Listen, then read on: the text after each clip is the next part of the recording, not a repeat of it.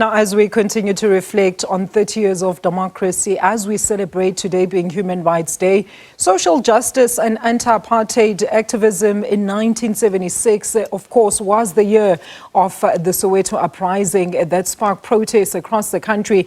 We now look back at the heroes and heroines that shaped the groundwork by standing up for those who couldn't and were a voice for the voiceless. Father Michael Lapsley from Healing of Memories Global Network joins us now live from Canada, and he's one of such heroes. Father, as always, welcome. Happy Human Rights Day. Thank you so much for joining us. Look, being one of those heroes who took a stand as a national chaplain to Anglican students at the time of the uprisings, take us through your journey in your decision to be an activist.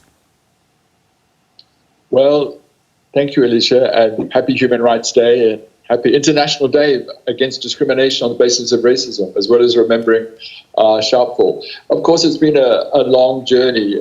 76 was the turning point for my generation when we saw school children being shot in the streets. And it was just after that that I was expelled from South Africa and went to live in Lesotho. And it was there that I joined the African National Congress of South Africa, became a chaplain of the ANC, and spent 16 years out of the country. First in Lesotho, then in Zimbabwe. Then, of course, in 1990, 3 months after Nelson Mandela was released, I received a letter bomb in the post. And that's, of course, how I lost both my hands and eye, eardrums shattered. I came back to South Africa in 1992 and discovered a damaged nation. A nation, yes, we were a nation of survivors, but also damaged in our humanity by the things we'd done, by what had been done to us and what we failed to do.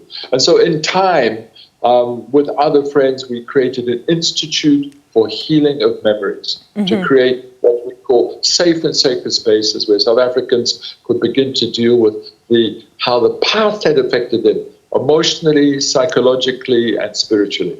Now, Father, as we celebrated 30 years of constitutional democracy as well as Human Rights Day this year, having sacrificed a lot yourself, as you said, losing your limbs and part of your eyesight in the process, do you feel that we've done well or enough as a country in fighting and addressing inequality as well as segregation? Well, it's a mixed bag. I was listening with you to what the president said about what we've achieved in these 30 years, and all of those things are true. But that's only part of the story. We are still the most unequal society on earth. I was listening on SAFM this afternoon to a program pointing out that 20 million people in South Africa are food insecure. So that's a fundamental human right, the right to have enough to eat, the right to have decent food. So we haven't achieved in that area, but also the endemic corruption has meant that resources have gone into the pockets of the few, but we also have failed to see accountability as well. I was very struck with Mabuso Msimang, who recently resigned from the ANC because of endemic corruption. And then he was persuaded to rejoin, and with the assurance that in the forthcoming elections, none of those corrupt individuals would be in the lists to go to Parliament. But the ANC's NEC overruled the Integrity Commission. So in a sense, we can say that the ruling party has been captured. And what a tragedy for the country. It's lost the moral right to govern us. And that saddens me greatly as someone who's spent much of my life sacrificing. But there are also, wonderful things. I mean, I think we're all proud of South Africa's internationalism in terms of taking Israel to the International Criminal Court.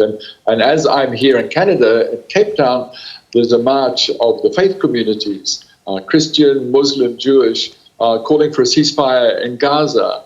And that underlines that we're not simply South Africans, we're part of the human family. And human rights has to be for people everywhere. And also I rejoice that generally our judiciary is an example to us, and we're getting rid of a few corrupt people there. The Fourth Estate, of which you're part, is doing pretty well. and civil society. So all of that, we see South Africans mobilizing. Ironically, that it's I saw on the news as well, Banyana Banyana's forthcoming game. Interesting is how sports people who are some of the moral giants of the day, huge discipline, and of course Bafana and Springboks. But that's interesting that it is not necessarily the political class who are the moral giants of the day, showing the place of excellence, the place of self-discipline.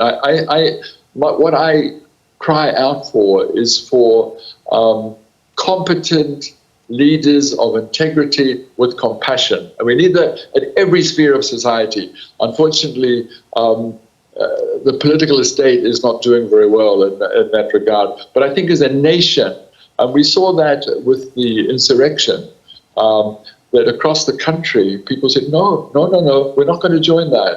But again, tragically, there's been no accountability for those responsible. It looks like the MPA is also captured, and we have the construction mafia, the taxi mafia. So we need to be very sober on this Human Rights Day. But to see that in some ways in '94, we said, okay, we'll vote for them and they can run the country. And we sat back.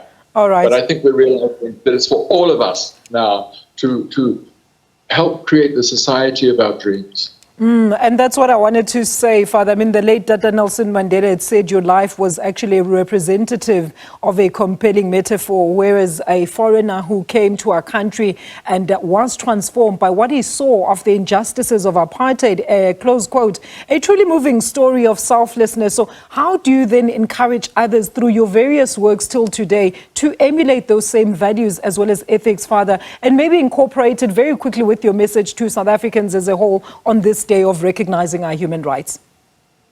30 years after the end of democracy, there are still many of my generation who are still carrying the psychological, emotional, and spiritual wounds of the past. So we need an intergenerational conversation in which we can speak about our wounds, not to be prisoners of the past, but rather to let the poison out of the wound, the hatred and the bitterness, so that we can all become agents of, I feel like all of us becoming wounded healers as we struggle for a new society. But I think the example in my life is healing is possible, and we can create a different kind of South Africa. But to do so, we need to deal with our wounds. All right, Father, thank you so much for your contribution. That was Healing of Memories Global Network President there, Father Michael Lapsley.